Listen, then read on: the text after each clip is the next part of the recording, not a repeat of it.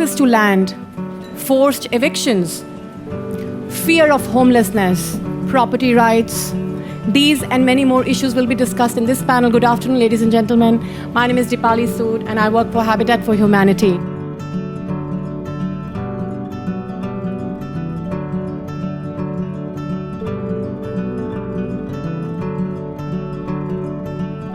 Habitat for Humanity is about providing decent shelter for all. That's our vision. And when we started to engage in housing, we were focusing on house building. And we ended up identifying access to land and security of tenure as the main blockage for poor people to have decent housing. By 2030, 60% of the world will live in cities. 90% of that growth is going to happen in Africa and South Asia. More practically, in the context of Africa, something like 350 million people will be moving into cities in Africa. That represents the entire present population of people living in European cities. So land is a fundamental and key issue for future resilient cities. As of today, 1.6 million people live without adequate shelter, without a decent roof over their heads. Out of these, 1 billion live in slums.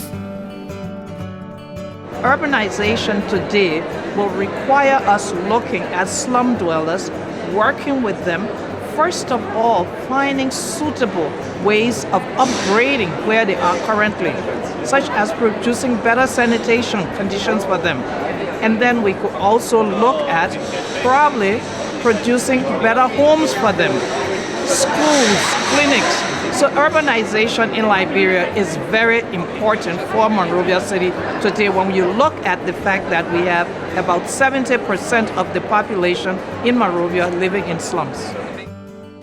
We have projects focused on street children or orphans, giving them a home and education. We are improving skills of these vulnerable people, not only children but also adults, mainly women.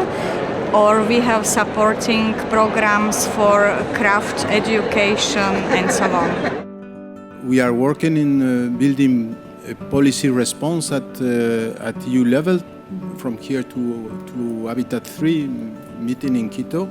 And we hope that will be the beginning of a more relevant support to urban development that we think that is a more and more important thing. And if I can conclude also after Quito and from now, we realize that the gender issue is something fundamental, and power to women to pass to do better than we have done to now. And the overarching objective is to end poverty, stop hunger, and have inclusive growth. We have been having growth in our different economies, but this growth has not been inclusive. Access to land is as much an urban issue as a rural issue, and that unless we get it correct and make land available for development in a way that's affordable to people, we will not achieve our objectives of resilient cities.